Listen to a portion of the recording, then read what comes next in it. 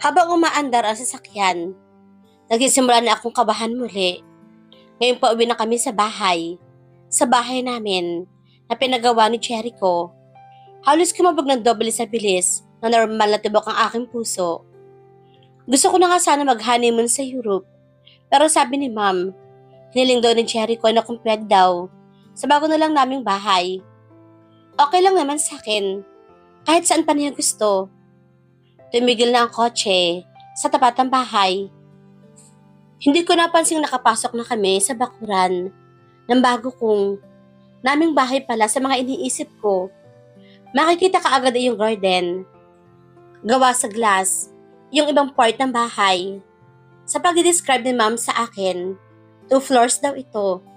Sa baba yung sala, kitchen, dining room, pati yung home office ni Jericho. Sa taas yung malaking master's bedroom, guest room, at ang painting room ko. Mas maliit kaysa sa bahay namin, pero okay lang kasi 2 lang naman kami rito. Nailipat na rito earlier yung mga gamit namin, kaya ready to papasok na lang talaga kami ng asawa ko. Na makapasok na kami, iba na ang level ng kaba ko. 2 lang kasi kami tapos hindi naman siya nagsasalita, kaya nakatayo lang sa may sala. Sumilip ako na maglakad siya, papuntang kusina. Kumuha siya ng tubig sa refrigerator. I can feel my heartbeat. Sinundan ko si Jericho, kahit kabang-kaba ako. Sabi ni Ange, awkward daw talaga sa una. Doon ako humuhugot ng lakas sa mga sinasabi ni Master Ange. Echo. Hindi ko na masundo ang sinabi ko. Umiinom pa rin ito ng tubig, pero ngayon, tinignan na niya ako. Bigla na lamang ako napalunok sa kanyang tingin ibinigay sa akin. Natatandaan mo pa ba ako? Nakatitig pa rin siya sa akin. Dapat pang ipalaala ko sa kanya. Di ba dati, pumunta kayo sa bahay namin tapos nawala ka yata kaya nakita mo ako sa may garden.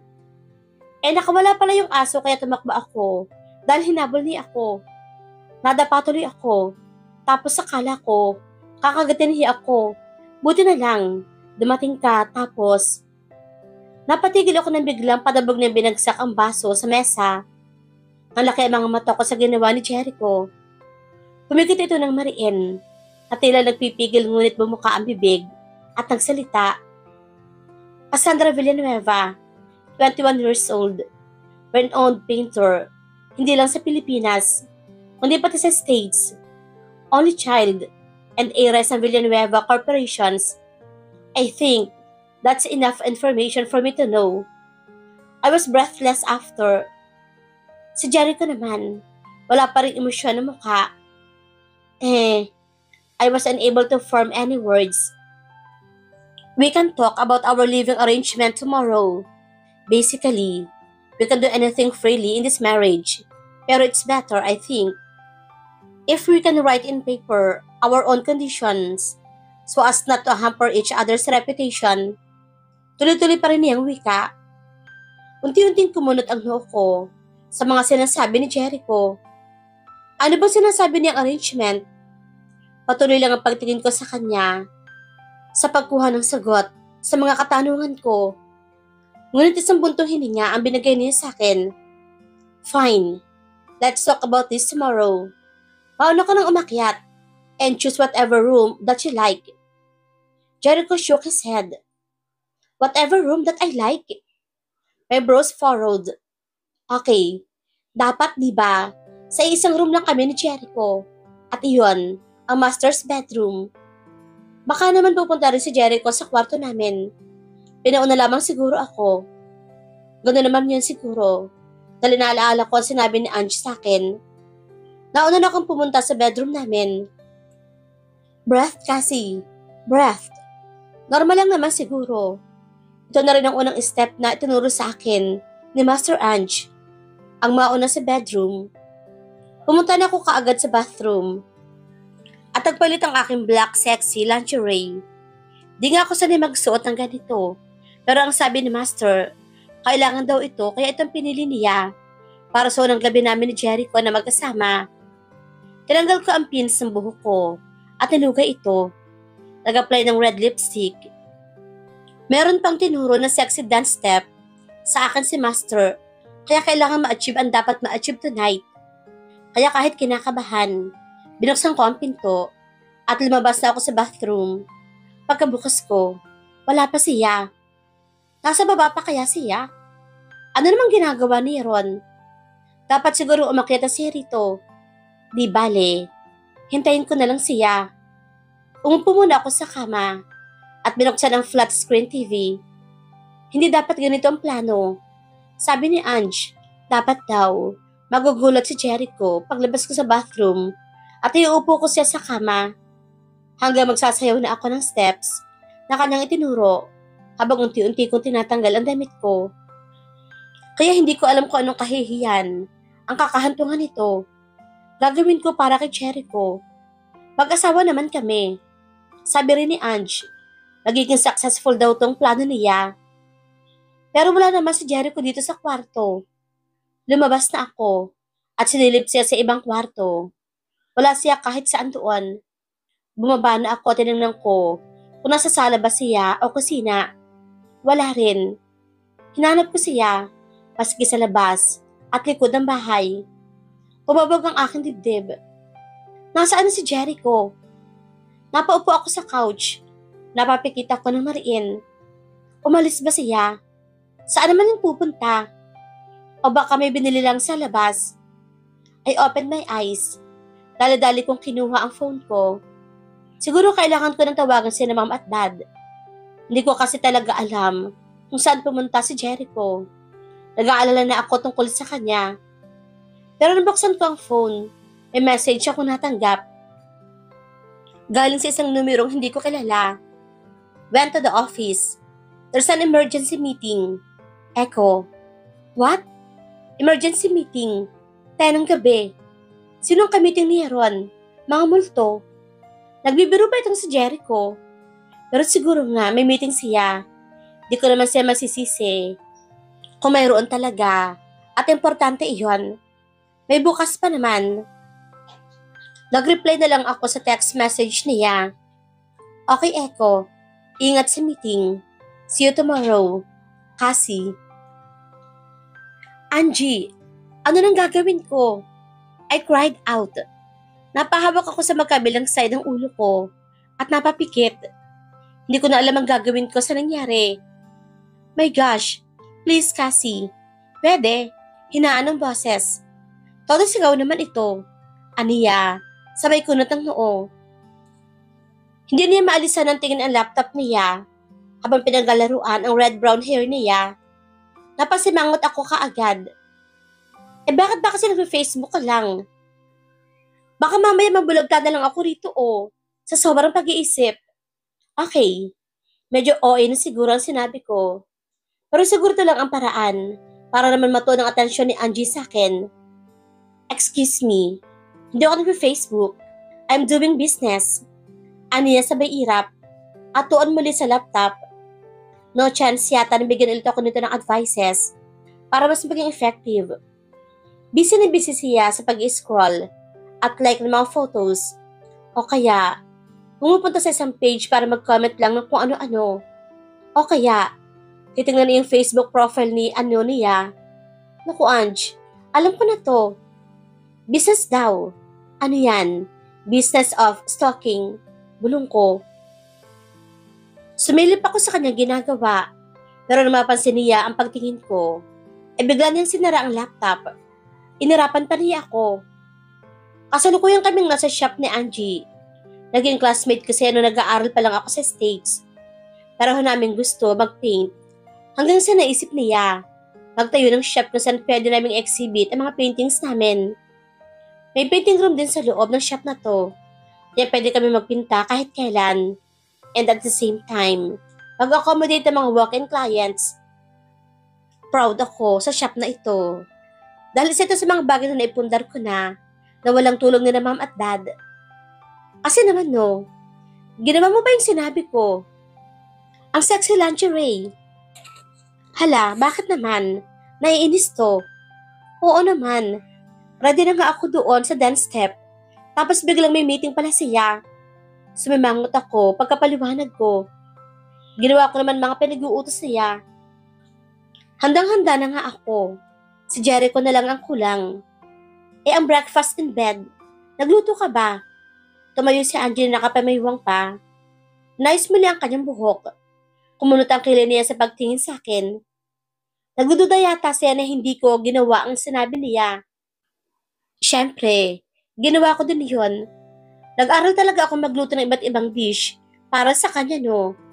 Kaya nga gumising ako ng maaga at pinagluto siya ng sandamukal na breakfast para may choice siya. Tapos biglang umalis na pala siya papuntang office. Hindi ko man lang naabutan. Ngumuso ako.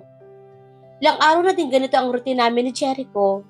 Maaga siyang umaalis at late ko umuwi. Obvious naman na iniiwasan niya ako. Sa guest room pa siya natutulog. Habang tumatagal, mas nagiging maliwanag ang kanyang sinabi sa akin. Na siguro nga, may arrangements at rules sa kasal namin. Na siguro nga, pinakasalan niya ako dahil sinabi ng mga magulang namin. Hindi dahil gusto niyang talaga. The thought of it makes my heart aches. Ayoko namang masaktan. Sabi naman ni Ange, adjust din. Positive thinking lang dapat. Hate to break it to you, say ni Winnie. Pero I think, alam ko ng problema ng asawa mo. Ginalaw pa ni Angie ang kanyang kilay at ngumisi. May naisip ka na bang paraan para matanggal ang pagiging pakipot ng asawa mo? She spelled it, normally and calmly. Hindi ko malang naisip na ganoon si Jericho. Paano? Parang hindi naman. Ha? Pakipot? I said, confused. Exactly. Pakipot yan si Jericho mo. Walang normal na lalaki ang makakatanggi sa sexy lingerie. Oh, come on. The best way to seduce your husband is. Napatigil si Ange at lumaki ang ngisi. Nilagay pa ang kanyang kamay sa baba. Hindi na ako nakita ni Jericho na naka-lingerie. Paano siya makakatanggi? Alisin ang pagpapakipot nito. Bibigay din yan. Pagkapatuloy pa ni Angie. Nalaki ang mga mata ko sa kanyang sinasabi. Napayakap ako sa sarili ko. Ganun ba yon? Pinagdududahan mo ba ang judgment ko, Cassie? Tumaas isang kilay ni Angie. Medyo. Hindi, Angie. Nako, master of romance ka, no? Kinakabahan kong sagot sa kanya. Napangiwi ako. Napatawa si Angie pagkatapos ay nagsalita. Hindi lang romance, ako din, ang master ng seduction. Kaya get up, girl. Pupuntahan mo siya sa office today. Let's start Seduction 101. Tuloy ang nalaglag ang pangako sa sinabi ni Angie. Napalunok ako habang pinagmamasdan ang 10-story building. Ganito pala itong law firm ni Jericho. Ang taas at ang laki. Nagumpisa ako maglakad hanggang sa inasistan ako ng guard sa reception. Anong floor kaya ang opisina ni Jericho? Sa kabang nararamdaman ko, gusto ko ng pagdudahan ng sinabi ni Angie. Siguro, hindi to magandang ideya. Wala na akong magagawa. Nandito na ako eh. Miss, excuse me. Anong floor ang office ni Jericho Tan? I asked the receptionist. Napalunok ako nung umangat. Ang tingin niya sa akin. 10th floor po siya, ma'am. The woman said smiling. I felt relieved at her smile. Hindi naman pala nangangain ng buhay. Thanks, sabi ko. At ginantahan siya ng ngiti. Naglakad ako papunta sa elevator at sumakay doon. Wala akong nakasabay kaya malaya akong nakakagalaw sa loob nito. Ilang beses ko kinausap ang sarili ko na kailangan kong kumalma muna bago ko siya atakihin. Kausapin. Paglabas ko, bumungad sa akin ang isang malaking office area. Madaming mga tables and chairs sa cubicle at mga lalaking nakabaw and tie. Well, they are lawyers. I think, in fairness, ang gwapo nila. Requirement ba sa trabaho yon? Lunch break yata nila kasi ang ingin nila mag-usap-usap pagkatapos nagtatawanan pa.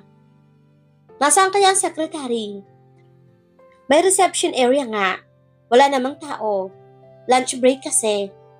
Excuse me, Miss Beautiful. Naliligaw ka ba? May lumapit sa akin isang lalaking nakasuit. Nakangiti siya at mukha namang mabait. Hi. Well, andito ba yung secretary? Tanong ko sa kanya. I smiled nervously. Si Bessie. Oo, sandali lang. Baka nag-CR lang yon. Halika, kain ka muna. Habang hinihintay mo si Bessie. Nagumpisa siya maglakad sa kumpulan ng mga lalaking kumakain doon. Sumunod ako sa kanya. Hindi naman masamang makisama kahit sandali. Wow, Paul pare, chicks to ah. May girlfriend ka pala, akalain mo?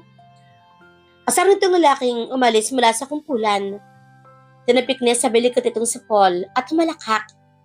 Sira ulo, ani Paul, at sinamaan ng tingin ang lalaki. Lumipad ang halakhakan sa paligid. Alam mo miss, buti, hindi mo pinatulan itong si Paul. Di hamak naman, mas gwapo ako dyan. Tingnan mo naman oh, ngiti ko pa lang, ulam na. The guy smiled playfully. In fairness, pwede nga. Pero binatukan naman siya ng isang kasama niya. Nagtawanan silang muli. Sumabay na lang ako sa kanilang tawa. Naku miss, pasensya ka na. Ganyan lamang talaga si Ray. Nananaginip lang ng gising. Sabi nung isang lalaki. Anong nananaginip ng gising?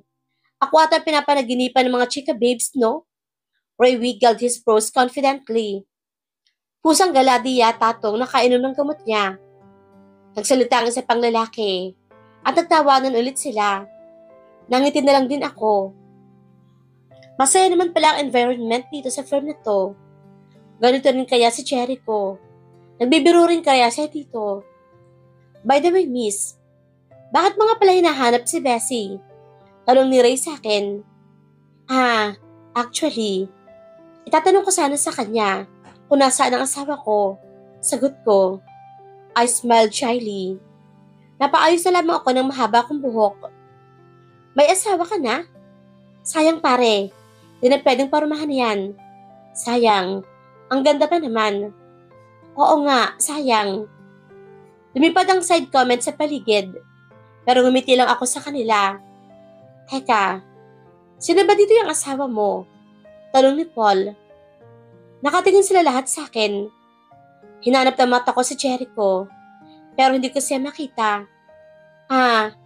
Sabi ko siya sa front desk, 10th floor ang office niya. Pero mukhang wala naman siya dito. Sabi ko na lang. Ilang libot na ako ng mata, pero hindi ko pa rin makita si Jericho. Bigla na lamang nagsalita yung isang lalaki. Nako, miss, iniimbento mo lang yata na may asawa ka na. Oo nga, alibi mo lang yata yan para layuan ka namin. Miss, huwag kang matakot sa amin. Good boys naman kami eh. So ano, dinner tonight? Nakbay na lamang akong bigla ni Ray. Nandoon pa rin ang kanyang pilyong ngiti. Hindi na ako makapagsalita sa kanila. Hindi pwede no, may asawa na ako. Nag-a-adjust pa nga kami ni Jericho no. Maya-maya lang, may narinig ako nagbukas ng pinto sa likod. Nasa na? Yung hinihingi kong file sa... Kahit naman nakatalikod ako, kilala ko kung kaninong boses iyon. Tumayo ng diretso itong mga lalaking nasa harapan ko. Si Ray, biglang parang naniga sa kanyang pagkakaakbay sa akin. Narinig ko ang yabag na papunta sa pesto namin. Mr. Reynaldo Benavides, as I can remember, pinagbabal ko ang pagdadala ng mga babae sa opisina. Sabi ni Jericho. Seryosong pagkakasabi nito na may halong pagkainis. Kinalabutan ako. Sekreto kong tinignan si Ray na mukhang kinakabahan sa nangyayari. Unti-unti siyang humarap kay Jericho. Tapos sabay din tuloy ako ng harap at nanatili pa rin nakaakbay si Ray sa akin. Jericho's eyes widened for seconds when he looked at me. Pero kaagad na niyang nabawi. Bumalik sa pagiging seryoso na may halong inis sa tingin. Boss, pasensya na. Ano kasi eh? Hindi ko naman talaga siya dinala dito. Nakita lang siya ni Paul. Hindi ko na naintindihan ang iba pa mga sinabi ni Ray. Nagtitigan lamang kami ni Jericho. Napakagat ako ng pang-ibabang labi. Lagot na ba ako nito? May iniisip ba si Jericho tungkol dito? Sa akbay ni Ray? Paano na? Wala naman akong ginagawang masama. Loyal ako sa kanya. Nalisan niya ako ng tingin. He looked at Ray and spoke. Girlfriend. Kumulot ang kanyang noo. Yes, boss. Ganda ng girlfriend ko, no? Ray beamed proudly. Pumaling ang tingin ni Jericho sa kamay ni Ray na nasa balikat ko. Gusto kong tanggalin ang kamay niya pero hindi ko magawa. Dahil sa pagkakatitig ngayon ni Jericho, patay. Lalo ng patay na maglakad si Jericho papalapit sa amin. Nakatutok ang tingin sa akin. I gulped. Ganoon din ang naging kilos itong katabi ko. Nanginginig na yata ang kanyang tuhod nang huminto si Jericho sa harap namin. Nakarinig ako ng bulungan sa likod. Sa iba pang mga lawyers dito. Boss, nauutal lang sabi ni Ray. Sabay kamot sa batok. Get your hands off my wife. Mahina lamang ang pagkakasabi ni Jericho, pero narinig ng buong opisina. Bigla akong nakarinig ng mga gaps at bulong-bulungan. Nalaglag naman ang pangano itong si Ray at dala-dalang tinanggal ang akbay sa akin. Di pa rin makapagsalita itong si Ray at nakatingin lamang siya kay Jericho. Nagulat na lamang ako nang biglang hinila ni Jericho ang braso ko at pinapasok ako sa isang private office. Kaya pala, hindi ko siya nakita dahil may private office siya. What are you doing here? Pasigaw na sabi ni Jericho. Kasi, nahinto ako sa pagpapaliwanag nang bigla siyang nagsalita. You could have called kung pupunta ka dito. At tinitigan ako ni Jericho. O siguro, nakakapatay ang tingin. Patay na siguro ako ngayon. Nakakatakot kasi ang tingin binibigay niya sa akin. Sama na kanyang tingin at pag-igting ng kanyang panga. Gusto ko nang umiwas. Lalo na when his nose flared. Gusto sana kitang... Hindi muli ako nakapagsalita kasi nagsalita na naman siya. Or dapat, dumiretso ka na sa office ko. Hindi yung nandoon ka sa labas. Sigaw niya sa akin. Teka, ayaw mo naman kasi akong bigyan ng time magpaliwanag. Wala kasi kanina si Bessie kaya... At girlfriend ka pa ni Ray. Hindi na lamang ako sasagot. Hindi naman niya ako pinapatapos. So you're guilty as charged. Hindi mo na lamang explain ang sarili mo. I might as well remind you that you're a married woman. What? Patience kasi. Papatubusin mo ba ako pag nagpaliwanag ako? Mahina akong sabi. Nakatingin lamang ako sa floor. Alam ko sa puso ko na kahit gaano pa siya kagalit, hindi niya ako magagawang saktan. Kaya hindi ako natatakot sa kanya. Nakakalungkot lang kasi na lagi siya nakasigaw pag ako yung kausap niya. Hindi naman pwedeng makipagsabayan dahil baka lalo lang lumala. Saka hindi rin ako sanay na nagagalit o naiinis sa isang maliit na bagay. Lalo na at wala naman akong kasalanan. Jericho, breath a sigh. Fine. Ano bang nangyari? Napangiti ako na maliit at tinignan na siya. Pinaliwanag ko ang nangyari. Lahat sinabi ko, parang hindi niya ako pagdudahan. Kaya lang nakaka-conscious ako habang nagkikwento kasi nakatingin lamang siya sa akin. Naka-orange flowy dress lang ako na hanggang tuhod, tapos flats. Then itong buhok ko, nakalugay lang. Di man lang ako nagsuklay. Nakaka-intimidate naman kasi ang tingin nitong si Jericho.